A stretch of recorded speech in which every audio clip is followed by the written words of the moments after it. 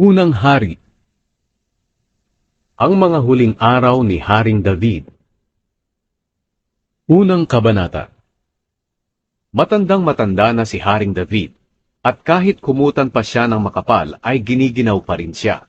Kaya sinabi ng kanyang mga lingkod, "Mahal na hari, payagan niyo po kaming maghanap ng isang dalagita na mag-aalaga sa inyo.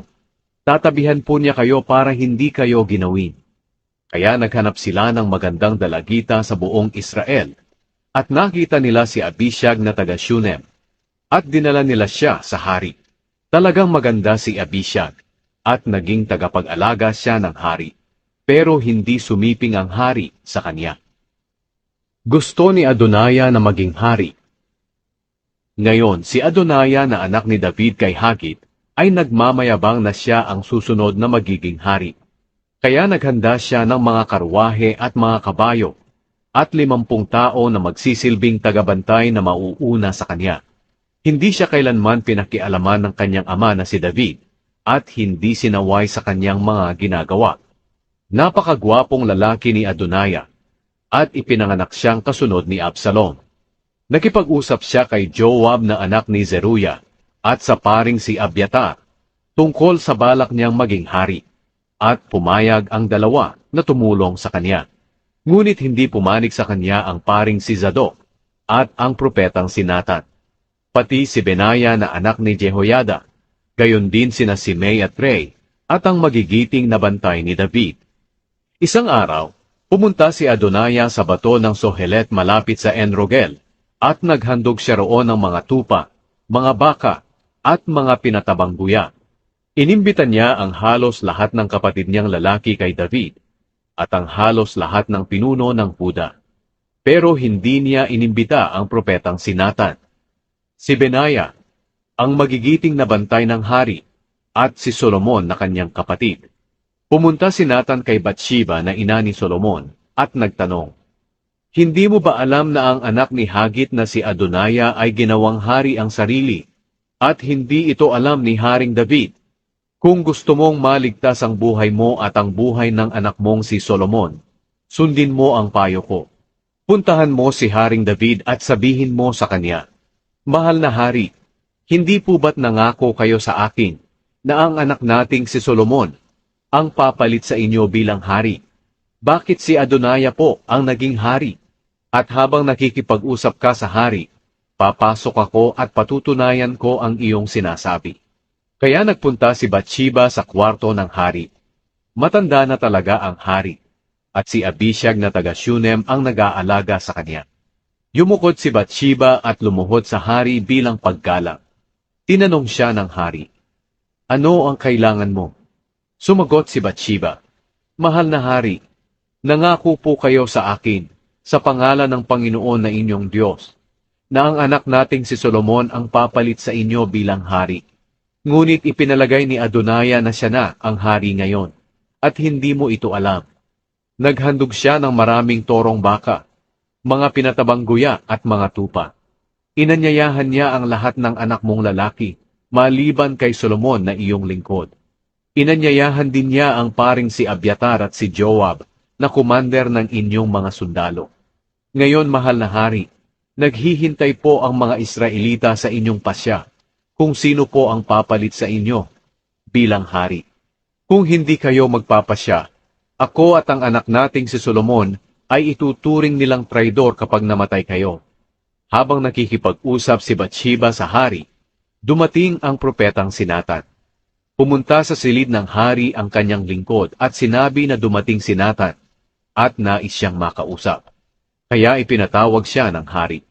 Pagpasok ni Natan, nagpatira pa siya sa hari bilang paggalang, at sinabi, "Mahal na hari, sinabi po ba ninyong si Adonaya ang siyang papalit sa inyo bilang hari? Ngayong araw na ito, naghandog siya ng maraming toro, pinatabang guya at mga tupa, at inimbitan niya ang halos lahat ng inyong anak na lalaki, ang kumander ng inyong mga sundalo, at ang paring si Abiatar. Ngayoy kumakain at nagiinuman sila at nagsasabi, 'Mabuhay si Haring Adonaya!' Pero ako na inyong lingkod ay hindi niya inimbita. Pati na rin ang paring si Zadok, si Benaya na anak ni Jehoiada, at si Solomon na inyong lingkod. Ito po ba ang pasya ninyo, mahal na hari, na hindi nyo na ipinaalam sa amin kung sino ang papalit sa inyo bilang hari? Hinirang ni David si Solomon bilang hari. Sinabi ni Haring David, sabihan mo si Batsheba na pumunta rito. Kaya pumunta si Batsheba sa hari. Pagkatapos, sumumpa si Haring David. Sumusumpa ako sa buhay na Panginoon, na nagligtas sa akin sa lahat ng kapahamakan. Natutuparin ko ngayon ang pangako ko sa iyo sa pangalan ng Panginoon, ang Diyos ng Israel, na si Solomon na ating anak ang siyang papalit sa akin bilang hari. Yumukod agad si Batsheba bilang paggalang at sinabi, mabuhay kayo magpakailanman, mahal na Haring David. Sinabi ni Haring David, papuntahin dito ang paring si Zadok, ang propetang si Nathan, at si Benaya na anak ni Jehoiada. Kaya pumunta sila sa hari. At sinabi ng hari sa kanila, pasakayin mo ang anak kong si Solomon sa aking mola, at dalhin ninyo siya sa Gihon kasama ang aking mga pinuno. Pagdating ninyo doon, kayo Zadok at Nathan, pahiran ninyo ng langis ang ulo ni Solomon, para ipakita na siya ang pinili kong maging hari ng Israel. Pagkatapos patunugin niyo ang trompeta at isigaw, mabuhay si Haring Solomon. Pagkatapos samahan niyo siya pabalik dito. Uupo siya sa aking trono at papalit sa akin bilang hari. Siya ang pinili ko na mamamahala sa buong Israel at Huda.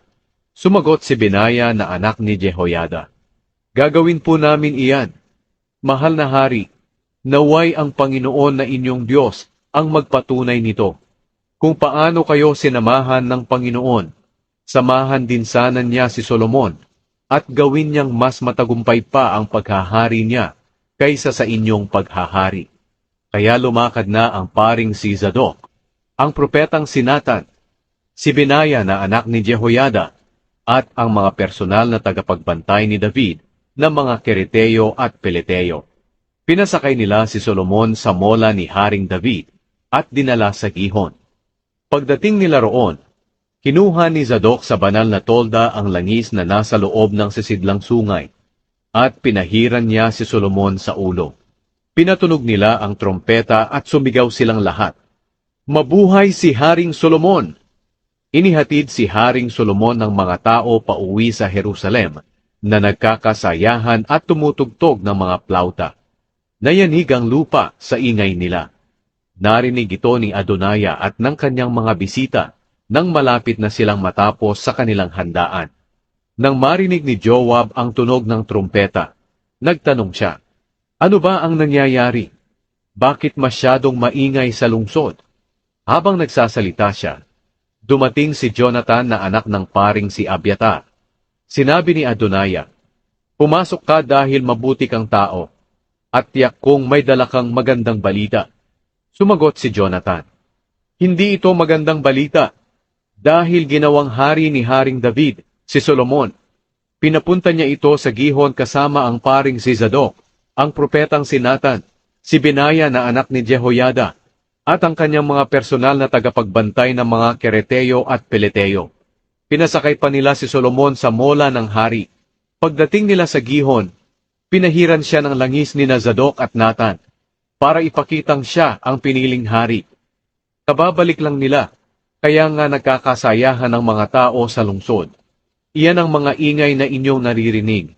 At ngayon si Solomon na ang nakaupo sa trono bilang hari. Pumunta rin kay Haring David ang mga pinuno niya para parangalan siya. Sinabi nila, gawin sanang mas tanyag ng inyong Diyos si Solomon kaysa sa inyo, at gawin sana niyang mas matagumpay pa ang paghahari niya kaysa sa inyo. Yumukod agad si David sa kanyang higaan para sumamba sa Panginoon. At sinabi, purihin ang Panginoon, ang Diyos ng Israel. Niloob niya na makita ko sa araw na ito ang papalit sa akin bilang hari. Nang marinig ito ng mga bisita ni Adonaya, tumayo silang takot na takot, at isa-isang umalis. Natakot din si Adonaya kay Solomon, kaya pumunta siya sa tolda na sinasambahan, at humawak sa parang mga sungay na bahagi ng altar. May nagsabi kay Solomon, Natakot sa inyo si Adonaya, at ngayon nakahawak siya sa parang mga sungay na bahagi ng altar. Hinihiling niya na sumumpa kayong hindi niyo siya papatayin. Sinabi ni Solomon, kung mananatili siyang tapat sa akin, hindi siya mapapahamak. Pero kung magtatraidor siya, mamamatay siya. Pagkatapos, ipinakuha ni Haring Solomon si Adonaya roon sa altar, at pagdating ni Adonaya, yumukod siya kay Haring Solomon bilang paggalang. Sinabi ni Solomon sa kanya, umuwi ka na,